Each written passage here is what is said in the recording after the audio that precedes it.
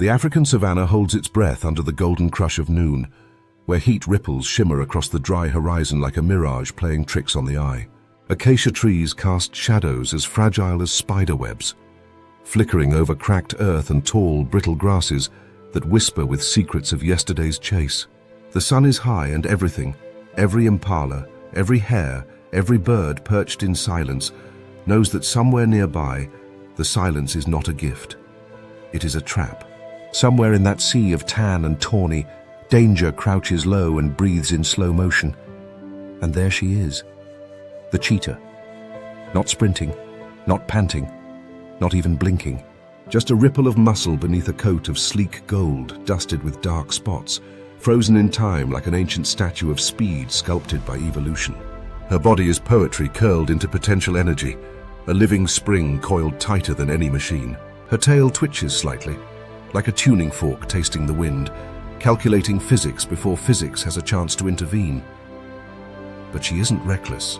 Contrary to the Hollywood dramatizations, a cheetah doesn't just run, she plans.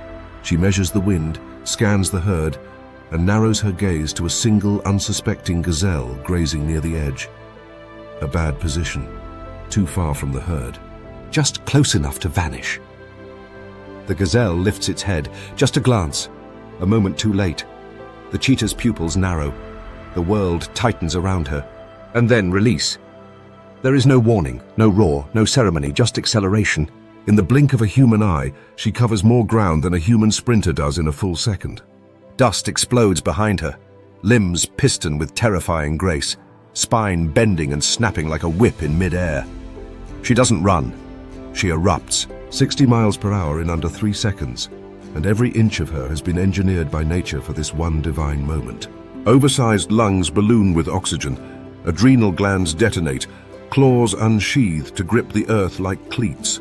Her tail acts as a rudder, swinging like a counterweight with every juke and jolt, guiding her body through the physics-defying ballet of the chase. The gazelle bolts, it always does, zigzagging with desperate agility, hooves slicing through dust, heart smashing against its ribs. But zigzags are part of the plan. The cheetah doesn't waste energy following, she predicts. She doesn't chase the gazelle, she chases the gazelle's next mistake. In a moment, no longer than the pause between heartbeats, it's over. She lunges. Front legs shoot out like spears. The impact is brutal and final, toppling the gazelle with the precision of a martial artist delivering the final blow. There's no slow struggle, no prolonged death, just silence returning to the savannah like a curtain falling over a play. What was once motion is now stillness, and the wind, always so late, returns to carry the scent of victory across the plains. And yet this is not a story of dominance. It is a story of survival written in fractions of seconds. A cheetah lives on borrowed time. Unlike lions or hyenas, she cannot afford a drawn-out fight. Her frame is built for speed, not power. She is fragile beneath her beauty. Light bones, small jaws, a heart that flutters like a hummingbird after every sprint. If she fails, if she misses, she doesn't just lose the meal. She loses calories she cannot spare. Every failed hunt is a slow death disguised in patience. And herein lies nature's cruel paradox. The fastest predator on Earth is also one of the most vulnerable. Her speed is unmatched, but her margin for error is razor thin. Her kill must come not in minutes, not in tens of seconds, but in under 10 or not at all. Evolution has blessed her with a gift so potent that it is both her crown and her curse. She eats quickly, not from gluttony, but urgency. Hyenas are coming, vultures circle above, lions might have heard the scuffle. For the cheetah, the hunt isn't the end. It's just the beginning of a race to keep what she's earned. One misstep now and she might go hungry even after the kill. Her enemies are heavier, more powerful, more brutal, but none of them are faster. And that's her only advantage in a world where muscle often wins over magic. But let us not forget the gazelle. It too is a marvel of speed and design, evolved not to win the race, but to make it harder. Its hooves are spring-loaded, its reflexes tuned like violin strings. Its very existence is a test of timing, built to dodge the fastest killer alive. And sometimes it does. Sometimes the gazelle twists at just the right moment, the cheetah stumbles, and nature lets the prey win. But not today. Today, in this stretch of wind-swept dust and golden grass, time belonged to the cheetah. 3 seconds. That's all it took. A whisper in the wind, a blur in the sun, and a life transformed into sustenance. And just as quickly as she came, she vanishes back into the grasses, the last flick of her tail brushing against the air like a signature on a masterpiece. The plains exhale once again, and life resumes its careful rhythm. Somewhere nearby, another gazelle watches more closely now. Somewhere further, a predator listens. But in the next chapter, we leave the sun-baked earth behind and look up, way up, into the sky, where another hunter doesn't chase but falls. A killer who doesn't run but dives, striking with the force of a meteor from above. Prepare to meet a raptor that ends lives mid-air. The cheetah may rule the land, but above the clouds, a golden terror waits.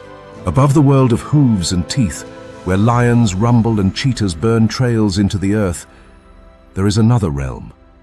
A domain not marked by dust, but by silence. Up here, in the Cathedral of Clouds, where the wind whistles secrets through jagged peaks and cliffs breathe thin, icy air, a different kind of predator watches. The golden eagle, perched like royalty on a ledge carved by time and frost, surveys the mountains not with curiosity, but with calculation. Her eyes, fierce, golden and unblinking, can spot a heartbeat from miles away. She's not merely looking, she is planning. The sky to her is not a void, it is a battlefield, and every gust of wind is a weapon waiting to be used. Beneath her, the alpine world unfolds like a breathing map. Snow patches cling to rock ledges, mountain hares hop over lichen-covered stone, and somewhere down the ridgeline, a young ibex treads cautiously, its hooves clicking against rock like nature's own metronome. The air smells of cold iron and distant pine, tinged with the faint musk of prey, too naive to know what danger truly means when it comes not with a growl, but with silence. The eagle knows this landscape like an assassin knows the layout of a palace. Every thermal is a stairway, every draft a dance partner, and every unsuspecting mammal below a potential offering to gravity. Without a sound, she launches, wings unfurling into a majestic span nearly 8 feet wide, cutting the air with solemn grace. There is no roar of engines, no rustle of grass, no warning at all, only descent and speed. As she dives, something incredible happens. The world compresses. Time becomes a thread stretched tight. At first it's merely swift, a gentle glide toward her mark. But within seconds her wings tuck tighter, her body shifts like an arrow, and then gravity becomes her ally. 100 miles per hour, then 120, 150. The wind screams past her feathers like a choir of banshees, but still she makes no sound. Below, the ibex doesn't even lift its head. It will not hear its killer. That's the final cruelty. When the mountain brings death, it arrives as silence. And then, impact. Talons strike with the force of a sledgehammer, curved like scimitars and sharper than any fang. The young goat lets out a sound that is swallowed instantly by the mountains, a half cry, half gasp, as its body is rocked sideways, tumbling toward the ledge's edge. But the eagle, in a move that rewrites every expectation of what a bird can be, does not cling and peck. She pushes. Not every kill here is about blood. Sometimes death is delegated to the cliff below. With wings braced and chest thrust forward, she drives the stunned prey toward the abyss, and in a blink the cliff accepts the offering. Gravity finishes what talons began. The ibex, dazed and broken, plummets hundreds of feet before coming to rest on a ledge far below, twisted and still. Only then, as if satisfied with the mountain's judgment, the eagle glides down in elegant spirals, landing beside her kill like a queen descending to collect tribute. This hunting method, this strategy of turning altitude into artillery, is not a rare accident. It is the eagle's specialty. Unlike ground predators who rely on endurance or brute force, the golden eagle is a master of physics. She kills not with pursuit, but with momentum. Her talons can exert more pressure per square inch than a wolf's bite, and she uses them not just to pierce, but to manipulate the battlefield itself. With prey like hares or foxes, the assault is more traditional. A direct hit, swift, sharp, and over in seconds. But against heavier quarry, like goats or marmots rooted near cliffs, she plays the long game of angles and terrain, nudging them, sometimes literally, toward their doom. And the cliffs, strange as it seems, are not always accidents of geography. Some golden eagles have been observed chasing prey toward cliffs on purpose, using terrain like a trap.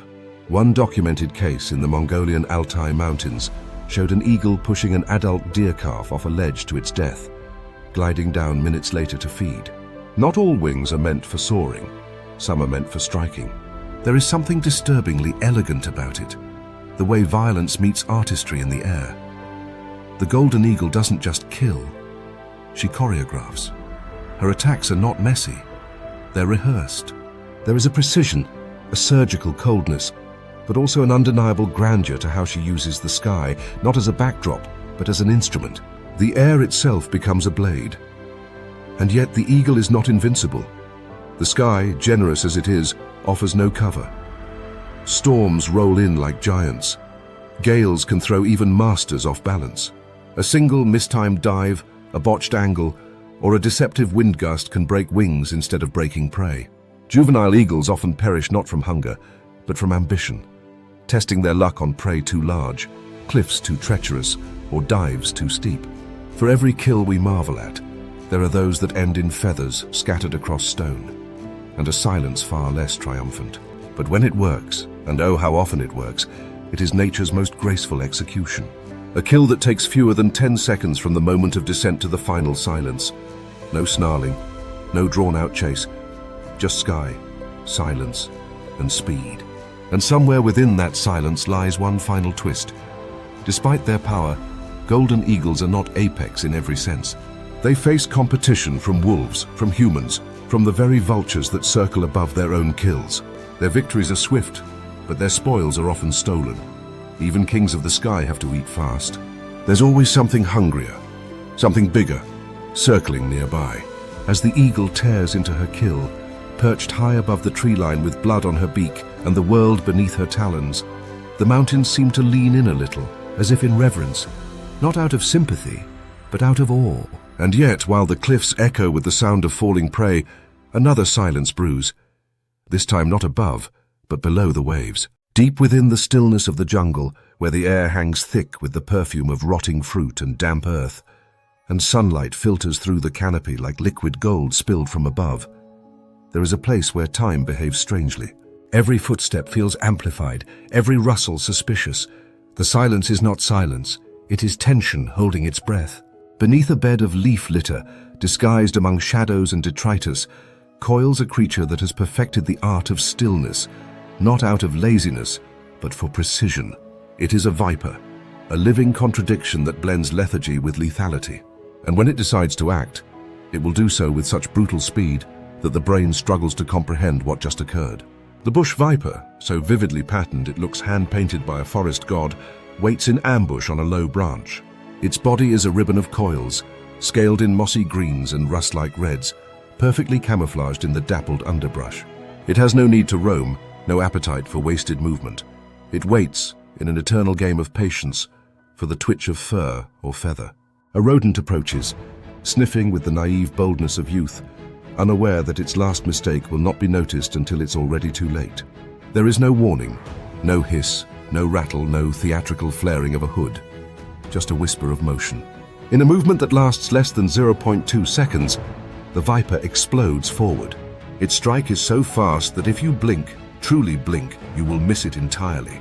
Its fangs, hinged like switchblades, inject venom so rapidly that even high-speed cameras struggle to keep pace.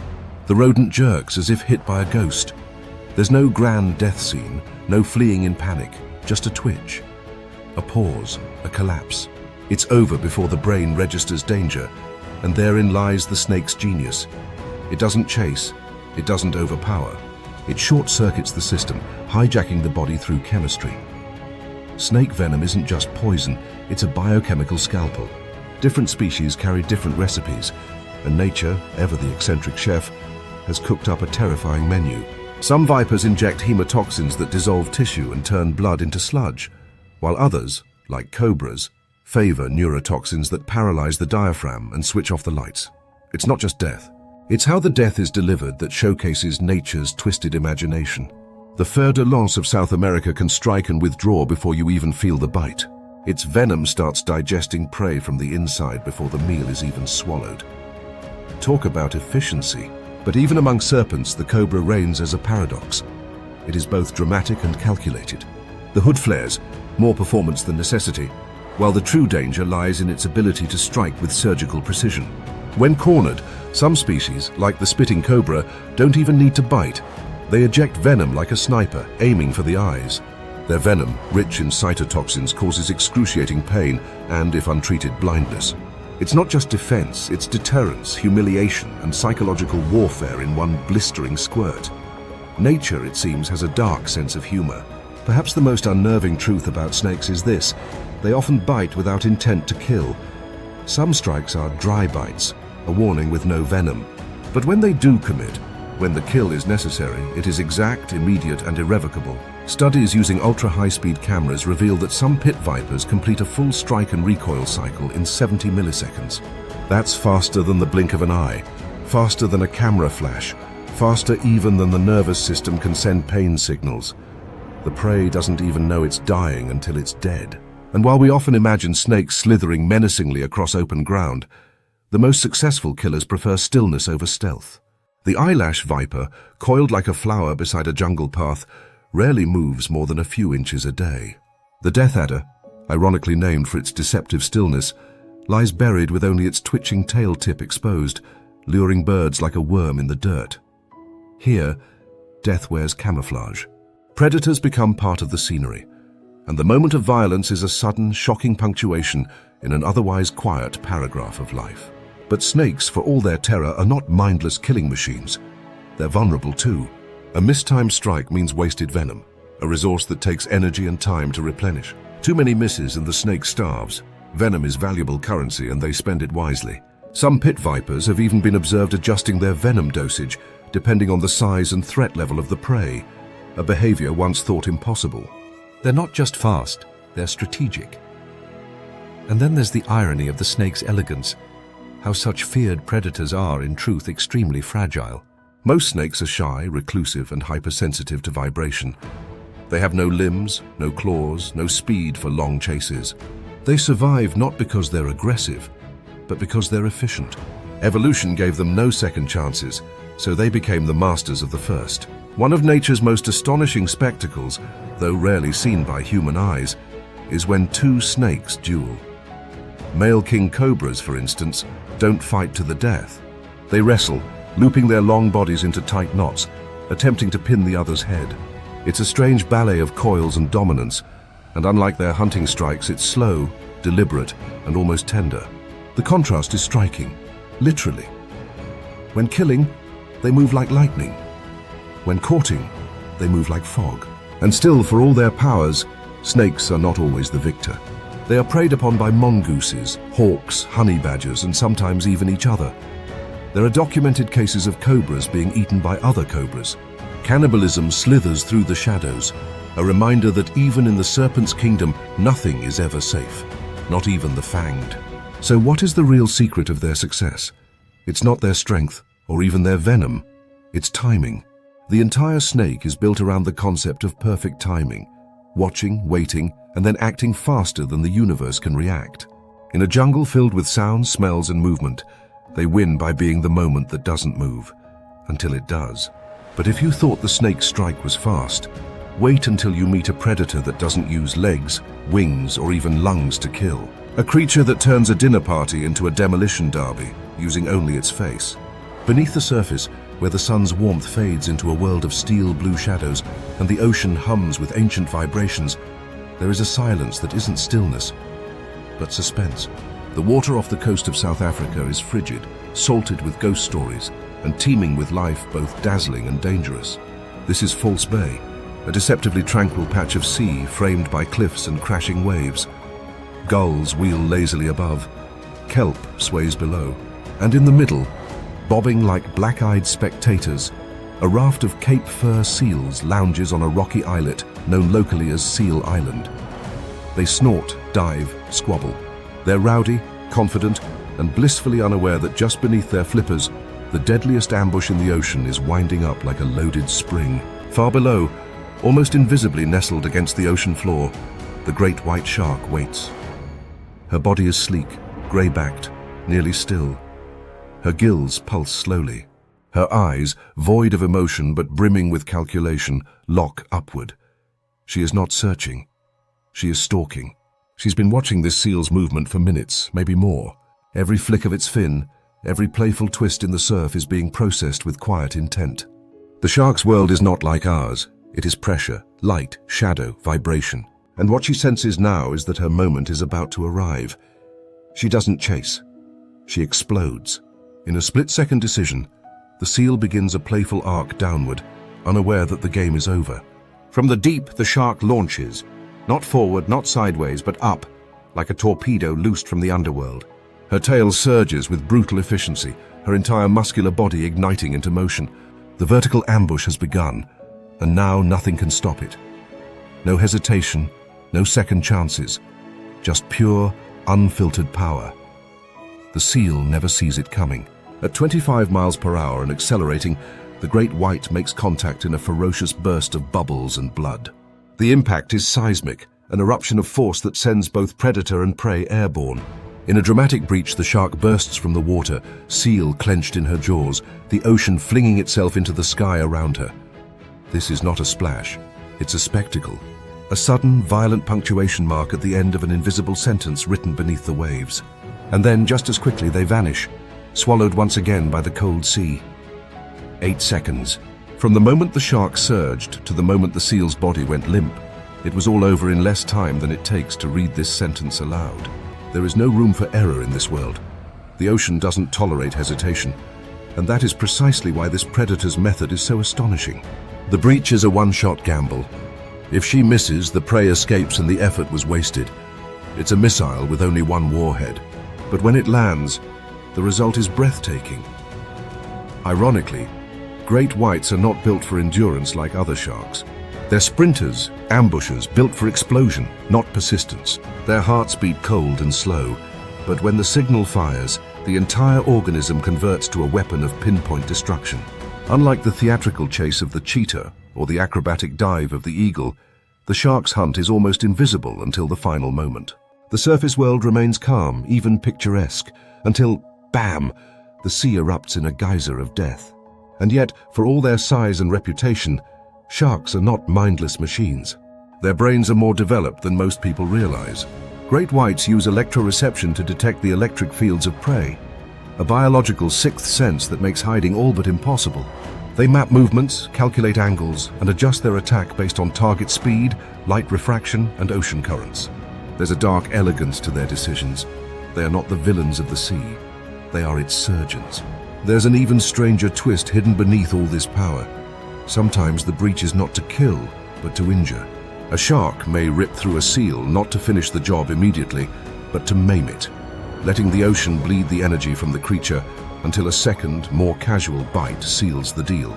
Cruel as it sounds, this tactic is energy efficient. A full chase and struggle would burn more calories than the seal is worth. So the shark delivers a blitzkrieg, then waits in the shadows for gravity and exhaustion to do the rest. But perhaps the greatest irony of the shark's ambush is how it turns vulnerability into a weapon. Unlike many predators who attack when their prey is weakest, during sleep or at night, the great white strikes when the seal is most alert. These seals are fast, agile, aware. Their reflexes are honed from birth. Yet all of that means nothing if you cannot see what's coming. When death rises from the abyss, speed becomes irrelevant. Awareness becomes an illusion. The seal is not slow. The shark is simply faster where it matters most. Of course, not every breach is successful. Some seals miraculously escape. They twist, leap, and spin through the air in a display of acrobatics that would make Olympic athletes weep. Occasionally, a shark will miscalculate, launching into empty water while the seal darts off, leaving only a churn of foam behind. And in that moment, the power dynamic reverses, because now the shark, breathless from exertion, must recover. The seal, wounded but alive, races for the shallows where the shark dares not follow. But that is rare. More often, the silence returns, the sea settles, a single feather floats on the surface, and somewhere below, the great white circles once more, looking up through the endless blue, waiting for the next mistake. Because here, in the underwater theater of ambush and instinct, time is measured not in minutes, but in milliseconds. One wrong dive, one shadow overlooked, one careless twist, and the most elegant of swimmers becomes a lifeless shape drifting in the swell. And just when you think the sea holds the crown for speed and ferocity, nature shifts the battlefield once again, this time to the smallest stage yet. We leave behind tooth and fin and travel to the realm of precision so extreme it can only be captured in microseconds. The rainforest in the early hush of dawn is less a place and more a mood. It breathes in layers, mist rising like smoke from damp undergrowth, the slow exhale of warm air meeting cool canopies, and the quiet rustle of life shifting between night and day. Insects trill unseen in the gloom, birds trill above with rhythmic gossip, and every leaf shimmers under the weight of dew. But if you were to stand still, very still, you might notice something else. The complete absence of urgency. Everything here seems unhurried, deliberate, and even the predators appear to stalk time as much as prey. And then in the blink of an eye, a fly vanishes. Not from sight, but from existence. What looked like an idle lump of moss with bulging eyes and rubbery skin has just launched a projectile so bizarre, so counterintuitive, that it breaks all the established rules of deadly. It wasn't a claw, not a fang, not even a bite. It was a tongue. A grotesquely precise, lightning-fast, sticky-tipped whip of muscle that launched from the frog's mouth at a staggering 13 miles per hour and reeled back the hapless insect like a grotesque fishing line. And all this in under a second. Blink, and the crime scene has already been scrubbed clean. This is the world of the amphibious assassin, where slow breathers become fast killers, and the most harmless-looking creatures harbor spring-loaded death behind a vacant stare. Take the horned frog of South America, a squat, grumpy-looking creature with the disposition of a toad and the appetite of a hyena. These creatures do not hop through life in search of meals. They wait. Always. Burying themselves in the dirt, motionless except for the occasional lazy blink, they become part of the earth. A leaf, a root, a little natural joke, until something foolish, perhaps a small bird, a rodent, or another frog, wanders just a little too close. And then, without any change in posture or ceremony, the tongue lashes out with absurd speed and deadly accuracy. It's like a magic trick performed by a garden ornament, unsettling and strangely hilarious. What makes this method even more remarkable is the biomechanics behind it. Frogs and chameleons don't push their tongues out, they fire them. Inside their mouths, a complex system of elastic tissue and collagen fibers act like coiled springs, storing energy until released in a muscular slingshot. It's not muscle strength that launches the tongue, it's built-up tension, like the draw of a bow. In fact, a chameleon's tongue can extend twice the length of its body, accelerating at over 2,600 feet per second squared. That's faster, pound for pound, than a fighter jet's acceleration. Evolution, it seems, has been quietly running a ballistic weapons program in the treetops.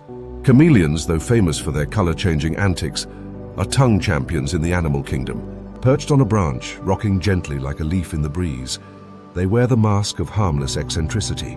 Their rotating eyes give them a panoramic view of the world, and when both eyes finally lock forward in stereo vision, a countdown begins.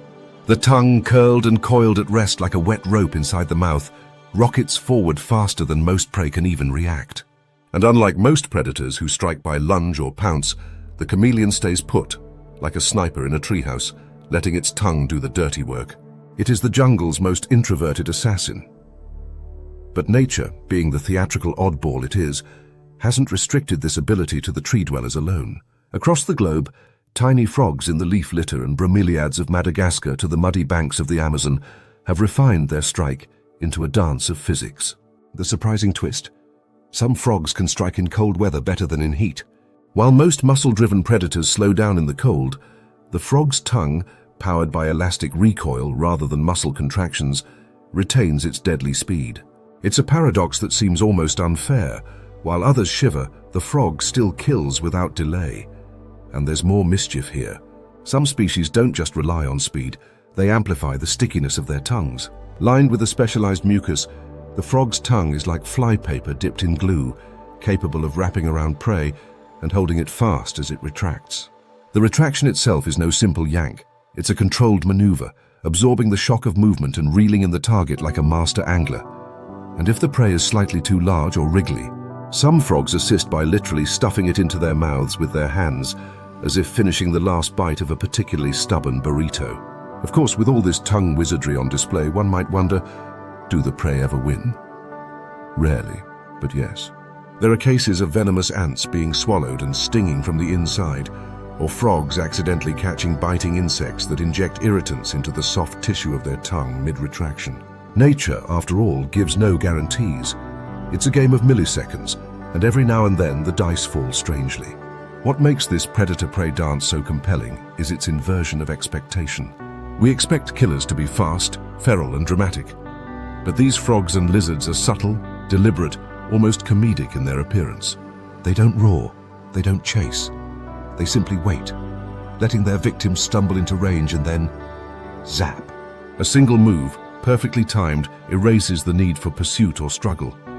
In a world obsessed with motion, the still predator is often the deadliest. And yet, just as you adjust to this quiet precision, to tongues as weapons and patience as strategy, nature throws another surprise your way. For somewhere else, in a world even smaller and stranger, there are creatures who don't hunt so much as detonate. Tiny killers whose jaws snap shut faster than a bullet, whose limbs punch like cannons, and whose whole existence is a series of microscopic explosions. Because when we return, we will step into the arena of the ultimate small-scale gladiators, where insects become assassins, speed becomes violence, and death is measured in microseconds. Beneath the tangled underworld of jungle roots, inside the miniature corridors of bark and soil, a different battlefield unfolds. The air here is thick with humidity, the scent of wet leaves and old wood pressing in like a damp blanket. Every crevice is alive. Every inch of rotting branch or curled leaf edge conceals motion. It is a world that humans barely register, but within which battles rage every second, battles of scale, speed, and absurd precision. And in this hidden realm, predators are not measured in pounds or claws, but in milliseconds and microns. Here, death doesn't sprint or soar, it snaps. A mantis perches motionless on a twig, its front legs folded in prayer, not out of reverence, but readiness. Its eyes are bulbous, swiveling with uncanny independence, processing a world too fast for us to follow. The breeze doesn't touch it. The branch doesn't sway. It waits, still as sculpture, for a moment that hasn't happened yet. Then there, a cricket, tentative and foolish, creeps into view. The distance is short, the silence shorter. In one impossible motion, the mantis lashes forward, its raptorial limbs unfolding like a switchblade, barbed and brutal. The cricket never moves again. To the human eye, it almost looks like the cricket simply gave up. But slow the footage down by hundreds of frames, and a brutal ballet unfolds, a pair of bladed arms snatching and impaling, folding the prey into a living burrito of doom. It is fast, it is elegant, it is surgical, and it is not the fastest. That title may belong to something far smaller and frankly stranger. Enter the trapjaw ant, a creature so unassuming it looks like just another line in a marching column. But look closer if you dare, and you'll see a jaw mechanism so explosive that it defies logic.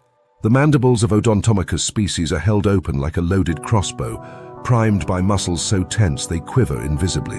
When the moment comes, the ant doesn't just bite, it fires. Its jaws snap shut at 200 miles per hour, with forces powerful enough to launch the ant backward into the air like a spring-loaded acrobat. These jaws don't just catch prey, they catapult their wielder out of harm's way. In other words, the ant's face is both a bear trap and an ejector seat. Nature's sense of humor clearly has a mechanical engineering degree. And yet, among these acrobatic ants and martial arts mantises, there lurks a darker, colder killer, the assassin bug. It doesn't need speed as much as it needs deception. With a long needle-like mouthpart called a rostrum, it impales its prey and injects an enzymatic cocktail that turns organs into soup. It is a creature that kills by digestion, from the inside out. And if that wasn't enough nightmare fuel, some species wear the corpses of their victims as camouflage, stacking exoskeletons like a fashion statement forged in carnage. Picture a bug wearing a coat made entirely of its murdered neighbors, and you begin to grasp the absurd horror of this insect underworld. But perhaps the most overlooked detail in all of this is scale. These are creatures operating on such small terms that time itself behaves differently. Insects process visual information far faster than humans. A housefly, for example, sees the world at a refresh rate of over 250 frames per second. To them, our slow swatting hand is a lumbering glacier. To these bullet bugs, Milliseconds are lifetimes. And so their murders unfold in dimensions we struggle to imagine, where a 10-millisecond delay is the difference between eating and being eaten. And eat they do, with brutal creativity. The mantis doesn't bother killing its prey outright before feasting. It starts with the head, often chewing while the legs still twitch. The assassin bug doesn't wait for its venom to fully digest the internal organs. It begins slurping as soon as things go liquid. The trapjaw ant, when working in groups, can use its hyper-fast bite to dismember prey far larger than itself, working like a mechanical crew of demolition experts. And all of this unfolds in silence. No roar, no scream, just a universe of clicking joints and squelching mouthparts, tucked quietly beneath the leaves. There's a kind of ironic poetry in how the smallest killers in nature execute the fastest strikes. We often associate speed with size, cheetahs, falcons, sharks, but here it is the miniature monsters that hold the stopwatch. Their advantage isn't power, it's timing. When you're the size of a grain of rice, you don't get to be wrong. Your predator or prey might be an inch away, and that inch is the only chance you'll ever have. So evolution didn't give these insects muscle, it gave them microsecond precision. They live and die by it. And sometimes, in their evolutionary enthusiasm, nature takes things a little too far. The peacock mantis shrimp, though not technically an insect but a crustacean, is a close enough cousin to deserve an honorary mention. With a punch that accelerates faster than a bullet from a handgun, it can shatter aquarium glass and obliterate crab shells in a single strike. The impact creates cavitation bubbles, tiny pockets of boiling water that collapse with a secondary shockwave. Yes, this creature punches so hard that it boils water. Not metaphorically, literally. It's like if Mike Tyson were also a physicist. But what all these creatures share, beyond their absurd speed and charming violence, is a masterclass in specialization. Each is tuned, honed, and weaponized not for brute dominance, but for exquisite efficiency. They don't waste energy. They don't hesitate. They are living illustrations of nature's razor. Do it fast, do it right, or don't do it at all. The forest does not scream danger, it whispers it. In the northern reaches of the world, where winter still clings to the earth like a stubborn ghost, and the air is stitched with the faint aroma of pine needles and wood smoke, time moves slower. Snow rests heavy on spruce branches, dampens every sound, and turns each breath into a misty puff that vanishes before it can be noticed. Here, the forest floor is a silent mosaic of frost and fallen leaves, and every trail, every broken twig or subtle depression in the snow tells a story. But not all stories wish to be told. Some crouch between the trees and wait. Some wear fur the color of mist and silence their own footsteps as if sound itself would betray them. Some, like the lynx, do not chase. They appear, high on a snowy ridge, perched like a statue carved from pale fire. A Eurasian lynx stares through the branches with eyes that burn amber in the cold light.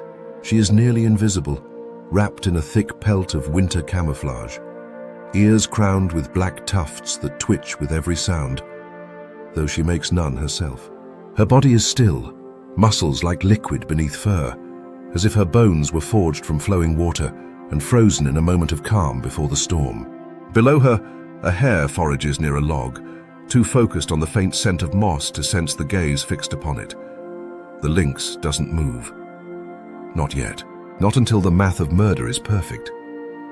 Lynxes are not built for pursuit. Their bodies are squat, their legs thick and snowshoe-like, perfectly evolved for one thing: the ambush. Every tendon, every joint is calibrated for short-distance violence. Their approach is glacial, so slow it defies instinct. Step, pause, wait, breathe. And yet when the moment arrives, it does so in a crack of thunder. With a bound so fast it might as well have come from the fabric of the forest itself, the lynx launches downward, back legs exploding off the ridge. There is no roar, no warning, not even the crunch of snow until the last instant. The hare jerks up its head, but it's already too late. The lynx's paws strike with terrifying force, claws unsheathed, jaws locking onto the back of the neck in a swift, crushing clamp. The entire encounter, less than 5 seconds. A quiet blur in the still of the woods, and the forest returns to silence. A silence made deeper by the absence of something that was there just a moment ago. But while the lynx is a ghost of the northern forest, half cat and half snowfall, There is another shadow that hunts in warmer, darker realms. The leopard. And its talents lie not in snow but in shadow.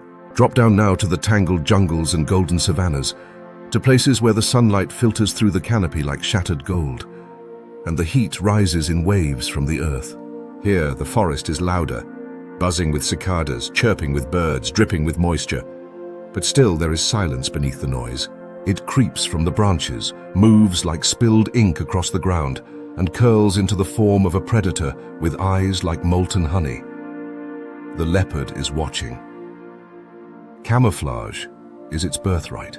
Each rosette on its coat is a lie, a distraction, a promise that what you're seeing is just dappled light through leaves. Leopards specialize not in speed, but in stealth so absolute that it might as well be magic. One moment a bush seems unremarkable, the next it erupts with a blur of fury and fangs. But unlike lions or hyenas, the leopard doesn't announce itself. It doesn't call for backup. It is the solitary killer, the lone assassin of the underbrush. It doesn't roar, it removes. And when it pounces, the drama is brief but surgical. A bushbuck steps into a clearing, muscles rippling as it moves toward a water source. It lifts its nose, sniffing, uncertain. There is no growl, no hiss, no theatrical warning. Just a sudden crash, a leap of impossible distance, and the impact of spotted muscle and bone meeting flesh. The leopard lands not with rage, but with precision. Its paws braced, jaws sinking into the throat in a move practiced by instinct over millions of years. The buck kicks once, twice, and is still. The jungle absorbs the sound like it never happened. The kill took less than 10 seconds, but the preparation, possibly hours, perhaps more. It's this juxtaposition that makes the leopard so feared and respected. It waits longer than other predators, sometimes crawling on its belly for meters just to close a final 5-foot gap. Its kill is not just about hunger, it's about certainty. And once the deed is done, there's a final twist. Unlike lions that eat where they kill, the leopard will often drag its prey up into a tree. Not for the view, but for protection. Even the master of stealth is not immune to theft from scavengers below. So it hauls an antelope nearly its own weight up vertical bark, leaving nothing but a few drops of blood and a mystery. Yet perhaps the most surprising thing about these cats is what you don't see. They live among us, near villages, farms, even cities. In India, leopards are known to sneak through tea plantations and slink past sleeping households without ever being seen. In Europe, the lynx has returned to forests once emptied of wildness, now navigating a patchwork of farms and hills. These are predators not of force, but finesse. They've adapted not by overpowering nature, but by mastering the art of not being noticed. Their kills are not the high-speed chases of the savannah or the aerial spectacles of the sky. They are whisper kills. A paw step, a pounce, a death. Then nothing. A bird chirps. The wind moves a branch. Life carries on, -1. And so, as we slip back out of the woods, our senses sharpened, our heartbeat slowed to match the rhythm of the waiting predator, we find ourselves glancing over our shoulders just a little more, because the cat doesn't hunt with speed alone, it hunts with certainty, and certainty in the end needs only a moment. The water here is a haunting shade of steel, stretched wide beneath the open sky like a liquid mirror for the clouds. There is a biting chill to the wind, carrying with it the sharp scent of salt and the faint musk of kelp forests stirring beneath the surface. Waves roll slow and steady, like the breath of something ancient lying just beneath them. In the distance, snow-capped cliffs rise like frozen sentinels, and along their icy shoreline, a rookery of seals basks on the flat slabs of rock, huddled together, flippers tucked in, eyes blinking against the glare. They seem relaxed, perhaps even bored. But that's only because the ocean has not yet spoken. And when it does, it doesn't shout. It strikes. Beneath that deceptive calm, the sea is not empty. It is alert. In the dark blue below, a shape moves with eerie purpose. Smooth, black and white, barely rippling the water. It flows like an extension of the tide itself. The orca is not rushing. It is calculating. This is not a creature that chases blindly or lunges wildly. This is a mind with flukes, an apex predator that studies, strategizes, and only then, like a grandmaster making the final move in a long game, attacks. Among all the tools in the orca's arsenal, and it is a formidable collection, the tail slap stands out as a move of astonishing violence and elegance. It begins with positioning. One orca peels off from its pod, diving low and wide beneath a seal floating peacefully on an ice floe or swimming near the surface. The seal, unaware of its precarious place in the game, may be scratching its side with a flipper or staring vacantly at a distant seabird. It doesn't know that something is rising below, something with a brain 6 times heavier than its own, something with a plan. At the last second, with a flick of speed that defies the creature's bulk, the orca twists sideways, pivots at the hip, and lashes out with its tail. But this isn't just a push, it's a strike, delivered with muscle coiled from a lifetime of mastery in water. The flat, muscular fluke moves with such force that the ocean seems to part around it. When it connects with the seal, it's like watching physics lose its temper. The impact is instant. The seal is launched, sometimes 30 feet into the air, spiraling in a wide, limp arc before crashing back into the sea. If it's not dead on impact, it soon will be. Organs rupture, bones break, consciousness fades. The ocean doesn't offer second chances, and the orca doesn't leave room for errors. But the real twist? This isn't always about food. Researchers have documented orcas performing this move without ever eating the victim. Why? Practice, play, teaching. In some pods, elder orcas are seen demonstrating the move to younger ones, repeating the maneuver like a martial arts kata passed down through generations. It is a hunting technique and a cultural tradition, something that must be taught to be perfected. Orcas don't just learn from instinct, they learn from each other. And so the tail slap, while undeniably brutal, is also a symbol of intelligence. This is a predator that understands the concept of refinement. It's not enough to be strong, you must be skilled. Some orcas even use it in conjunction with other tactics, driving prey toward shallow waters, coordinating attacks with pod members, or herding schools of fish into tight bait balls before delivering the final blow. It's a symphony of murder composed not by nature alone, but by social learning. In the Antarctic, orcas take it further. Along the edge of floating sea ice, they've been observed working in teams to create waves, yes, waves, that wash unsuspecting seals into the water. This technique, called wave washing, involves multiple orcas swimming in synchronized formation, building up a surge that slams into the ice like a mini tsunami. When the seal slips in, the game ends the same way, with a slam, a bite, and silence. The orca, sometimes dubbed the killer whale, is actually a member of the dolphin family, just a very, very large one. And like dolphins, its hunting methods blend speed, agility, and smarts. But what sets it apart, what makes it so deeply unsettling and yet mesmerizing to watch, is its capacity for invention. One pod off the coast of Patagonia will beach themselves intentionally, risking their lives to snatch sea lions from the surf. They teach their young when to leap and how to get back to deeper waters. Elsewhere, orcas have been seen using fish as bait, dangling it near the surface to lure in seabirds. When the bird strikes, so does the whale. It's not just hunting, it's trickery. And the humor in it all, if one can call it that, is how graceful they look doing it. An orca breaching at full speed is like a painting come to life, gliding through air and water with equal ease.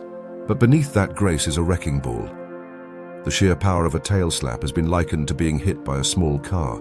It's over so quickly, and yet leaves such devastation in its wake. And that's part of the genius, speed married to precision. The perfect kill in under 10 seconds and sometimes far less. Still, even in this world of calculated blows and team-based ambushes, the ocean always has another twist waiting. While orcas may dominate the shallows with their tail whips and their ingenuity, they are not the only ones who've turned water into a hunting ground. In the rivers of the Amazon and the remote pools of Asia, another kind of predator lurks, less famous, far stranger, and even more ancient. Its tactics are silent, its body armored, and its bite? One of the most powerful on Earth for its size. Because next, we descend into the muddy banks and forgotten channels, where jaws clamp and prey disappears in a snap. No tail whip, no theatrics, just a flash of scales, and then stillness. The river is not in a hurry. It coils through the earth like an old serpent that has already seen too much and now moves with deliberate indifference.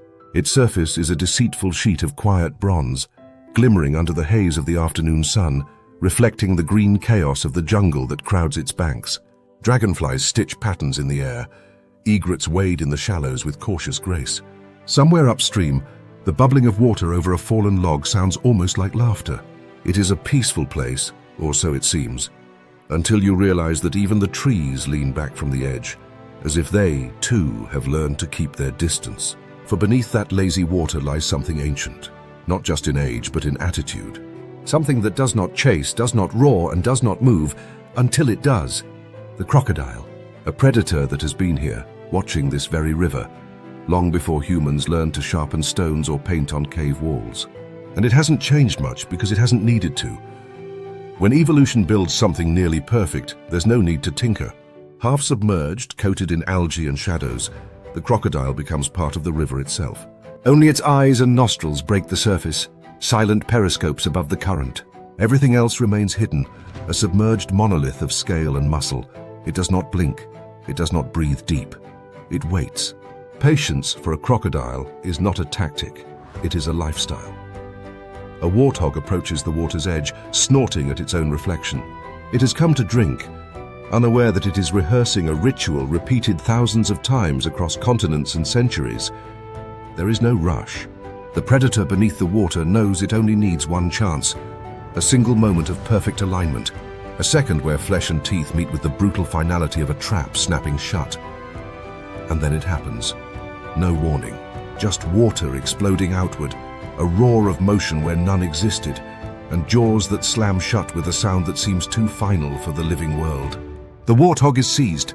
No time to scream, no time to run.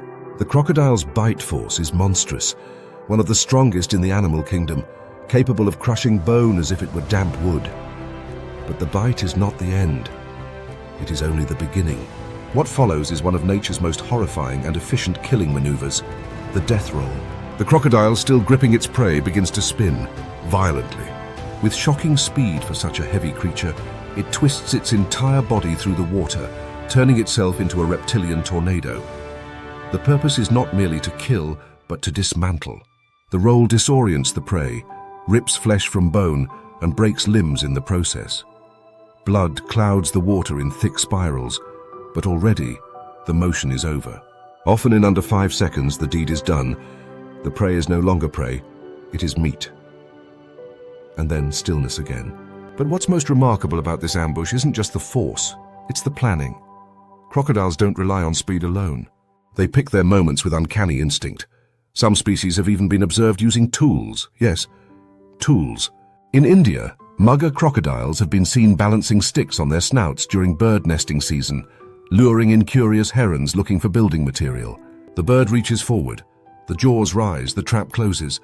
What looks like an opportunistic killer is, in fact, a strategist. In parts of Africa, Nile crocodiles coordinate in groups to herd fish into shallow pools before striking. It's teamwork, but silent, brutal teamwork. No chirps or calls, just synchronized drift and sudden violence. They are not mindless relics of the dinosaur age. They are living evidence that intelligence doesn't need to wear a fur coat or walk on 2 legs. There's humor too, if you're willing to see it. Crocodiles bask on riverbanks with their mouths agape, looking like they're perpetually shocked or mid-joke. But this open-mouth pose isn't amusement, it's thermoregulation. They're cooling off. Meanwhile, tiny birds like the Egyptian plover flit in and out of those gaping jaws, pecking at bits of leftover food, cleaning the teeth of a creature that could snap them in 2. It's one of nature's oddest pacts, predator and dentist. Yet for all their dominance, crocodiles live precariously. Their hatchlings are born into a world that wants them dead. Birds, fish, even their own kind. A mother crocodile can lay over 50 eggs, but only a few will survive the gauntlet. And when they grow, their own success becomes their prison. Adult crocodiles are nearly invulnerable, but they are also slow, territorial, and constantly at risk of starvation. A missed kill can mean weeks without food. That is why the ambush must be perfect. That is why the roll must end quickly. And then, there's the paradox of perception. We often think of crocodiles as clumsy on land, sluggish in thought, and fueled purely by instinct. But watch one glide just beneath the water's skin. See how it positions itself, times the current, adapts its grip depending on the prey's shape. And that idea begins to crumble. These creatures don't just kill, they understand their medium. They use the river like a second skin, pressing every advantage of depth and murk to their favor. And the death roll? It's not limited to one species. Saltwater crocodiles, freshwater crocs, caimans, gharials. They all share variations of this ancient technique. It is a behavior older than the continents, perfected across eons, passed down not through teaching but through design. A blueprint etched into their very muscles. As the sun sets over the river, casting long golden stripes across the water's surface, the jungle begins to sing its evening song. Frogs call, crickets chirp. The splash of the earlier kill has long since faded. Only the slow ripple of movement remains, something shifting in the shallows, disappearing beneath a carpet of lilies, and then nothing. But don't relax just yet. While crocodiles are masters of ambush from below, there are predators that don't lurk in shadows or under the surface. They strike from above, not with patience but with power. And when they descend, they do so with wings spread, talons drawn, and the full fury of the sky behind them. The grass doesn't rustle. The wind has died down, and the sun, dipping low behind the ridge, throws long golden spears of light across the savanna. In the tall grass, there is a silence that even lions respect. No paws tread here, no claws flash, no wings shadow the ground. The apex predator in this story wears no fur, no feathers, no scales. It wears thought, and footsteps, and thumbs. For hundreds of thousands of years, the human animal moved through the world with a disadvantage so glaring, so obvious. It's a wonder we survived at all. No fangs, no claws, no speed, not even a decent coat of fur. But where nature gifted other creatures with weapons etched into their bodies, humans were given something far stranger. A mind that could imagine what didn't exist yet, that could turn a stick into a spear, a rock into a trap, that could stare at a predator too fast to outrun, too strong to outfight, and say, "I'll come back with friends and finish this in seconds." It began with the hunt, not a sprint like the cheetah, not an ambush like the crocodile, but a pursuit. Long, relentless, methodical. Our ancestors were persistence hunters, tracking wounded animals across miles, following footprints through dust and brush, wearing them down until their prey collapsed. And then, the shift, the innovation. A sharpened stone hurled through the air, faster than a lion's leap. A spear tipped with fire-hardened wood. A dart launched from a bone tube. Suddenly death came not from a roar, but from silence, from distance, from nowhere. And then it got faster. Gunpowder shattered the ancient rhythm of life and death. Now the predator didn't need hours. It didn't even need minutes. One twitch of the finger, and a deer, a boar, even a bison fell in a heartbeat. The 10-second hunt was born. A process that once required planning, coordination, sweat and sacrifice now took less time than a sneeze. And the prey didn't evolve fast enough to notice the change. But the irony of speed is that it breeds disconnect. When a cheetah runs, it spends everything. Muscles tear, lungs heave, legs risk shattering. Its success rate is barely 50%, and every hunt is a gamble against hunger. But when a human fires a rifle, the effort is barely more than a thought. There's no risk of being trampled, no danger of claw or tusk. The odds are stacked not by nature but by design. We became by far the fastest killers on Earth, and not just of animals. With tools, we could fell trees faster than beavers, reroute rivers faster than elephants, and in our darkest turns turn that speed on ourselves. Wars, bombs, industrial extinction. Our minds could dream up death in 1,000 ways. Efficient, exact, unfeeling. And yet not all of it is destruction. Humans are also the only predators to question their predation, to reflect, to mourn, to build sanctuaries, to teach children not just how to hunt, but how not to. Some of us track with cameras now instead of guns. We tag sharks to understand them rather than fear them. We rescue birds from oil spills. We follow wolves not to kill them but to listen. We can be cruel, but we can also be custodians. Still, the question lingers like smoke above a battlefield. Have we made the kill too easy? Because the animals we've watched throughout this journey, the cheetah with its dwindling energy, the eagle with its pinpoint strike, the snake with its microsecond jab, all operate within nature's brutal balance. Miss and they starve, fumble and they die. Their 10-second kills are earned, honed, gambled. But our kill? It's often detached. One pull, no cost. The predator doesn't sweat. The prey doesn't see it coming.